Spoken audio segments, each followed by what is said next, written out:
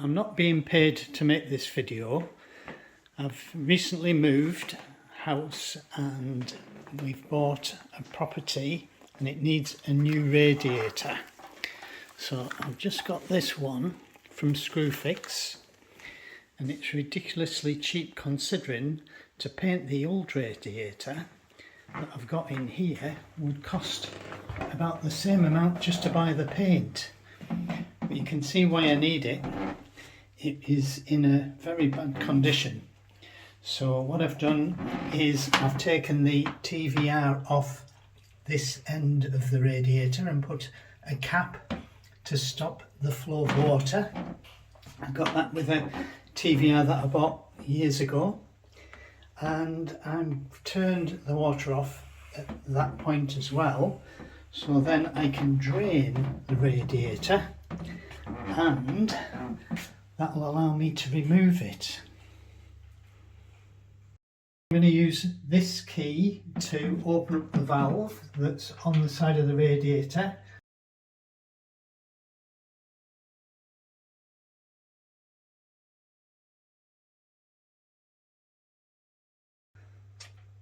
Only a little bit of water should come out when I open it up, which is what's happened, which proves that the valves are turned off. That even though it's got a TVR valve, or had a TVR valve on it, the cap that I've used is doing its job. So I'll back it right out. And then I'm going to take this nut off and I'm going to use the adjustable spanner to do that.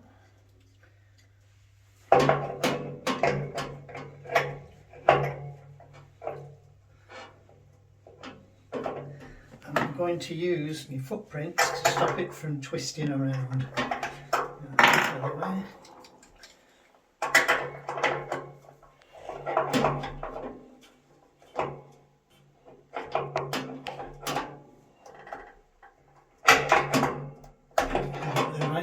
And you're laughing. So when I do that, the radiator will drain. And quite surprisingly, that is very clear water, which means that the system's quite healthy. I'm going to release the valve on the other side. Why? Because you want the radiator off the wall, that's why. It helps the water flow, doesn't it? No. You've got to release it from both sides of the pipe for it to come off. So this comes off.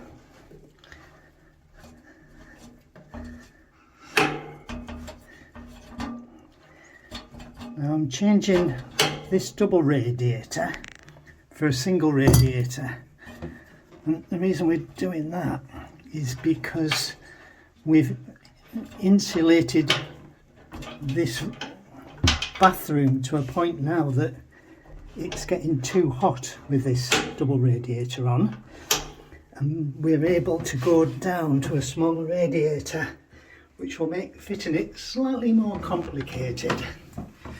So now we've got it off, we've got to release these two ends and then lift it off. So I've released the two pipes and I've eased the copper piping apart so that I can just get hold of it and lift it off and take it to the bin. Careful. There's just a bit of water in there. Oopsie-daisy. Now at this point, if you're fussy, you can take the opportunity to get to where you've never been able to paint before. Here's the old radiator, and what I'm going to do is reuse the fitments from this radiator, and to do that I need to get into it. So I'm going to take the two sides off and the top off. How we do that on these radiators is use a pair of gloves so you don't cut your hands, and you lift up and then it pulls off. Other side, you lift up, pulls off, and then you pull the top off. That allows me to get in here and take the 4 fittings off just by using an adjustable spanner. Now, that one, I used the adjustable spanner to remove it, and it had tape around it and it came off quite easily. Then I got to this one and it was more difficult. This is a different fitting. For some reason the plumbers decided to use this fitting, and it looks like it's used paint and putty. So to get it off I had to heat it up with a heat gun until the paint and putty started to melt, and then eventually with a lot of playing around and bashing and one thing and another, I got it off. Now this has a hexagonal inside to it, and so you need an Allen key to take it off, but I didn't have a right size Allen key. It's a very big Allen key. So what I've used is a screwdriver that goes across the flats, and this screwdriver actually manages to get it off and back in. So this time I'm going to use PTF tape and screw it in, and I'll screw it in with the same thing into one of these, into the correct fitting, because if I bought new fittings, they're a different size and they won't fit the pipework. So I'm having to stick to what was already on, because the size of this is exactly the same width as the old radiator, although it's narrower. So to get the transport plugs out, it's a case of brute force and the big screwdriver, and they come out. So I've got to take all 4 out. I've got to put these in their place in the correct positions and then fit it in the bathroom. So in the old days, plumbers used to use paint and putty to do this, but if you use paint and putty, over time it becomes so solid, the only way that you can get the joints off in the end is to heat them with a blow lamp to basically break the seal. So this is a much better alternative because it allows you to reuse the fittings easily rather than having to fight them to get them to work again.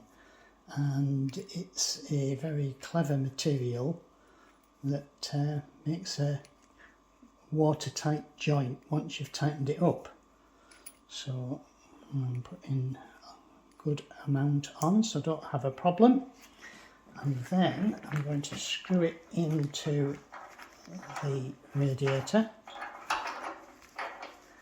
and then I'm going to use a spanner to tighten it up, and that technique will be used on all 4 corners. I just realised why that fitting is different to this. And on this particular radiator, it's because the downstairs radiator is used to bleed all of the water out of the system. You can put a hose pipe on it, so the system on this side is different to the rest of the ones in the house. So there is a reason why the fitting is different. But if I change the fitting, then I'm going to end up with a different size between the pipes that are already in place, and of course that would give me a problem. So the bleed nipple and this stop end that goes across from the bleed nipple came in the kit, so we're going to use these. Actually on this we don't need PTF tape because we have a seal, and so when we tighten that seal up it will form a watertight seal on the joint. So they just go in and tighten up with a spanner.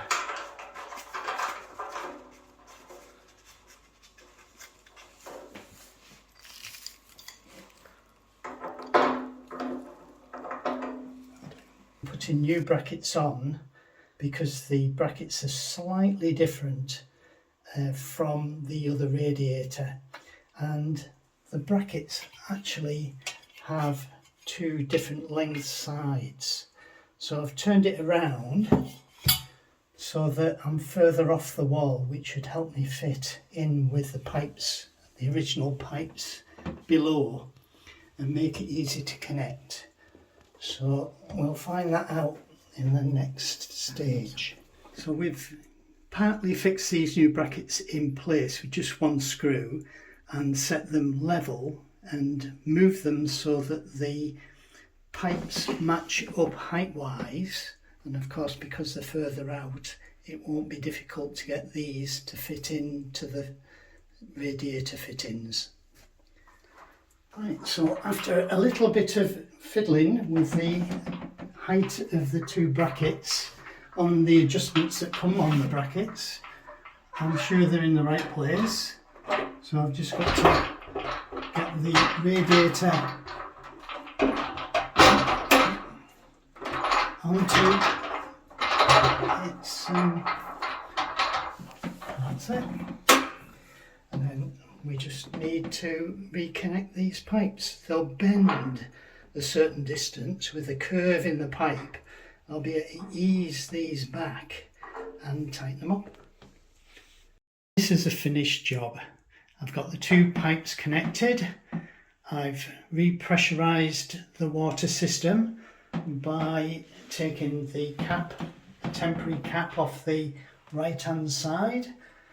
I've opened the left hand valve to allow water in. I used the bleed valve at the top to bleed air out of the radiator, and now I've got a nice radiator that cost very little money. In fact, hardly more than what a tin of paint would have cost me to paint the old radiator. I know that it'll last for a long time, and it's given me more room because I've used a single radiator. I've gained a few inches extra in the toilet, and I didn't need the extra heat that the radiator was emitting because it's such a small space, and now it's been properly insulated. I'm able to use this radiator to quite comfortably heat this space. I hope you've enjoyed the video. Thank you for watching.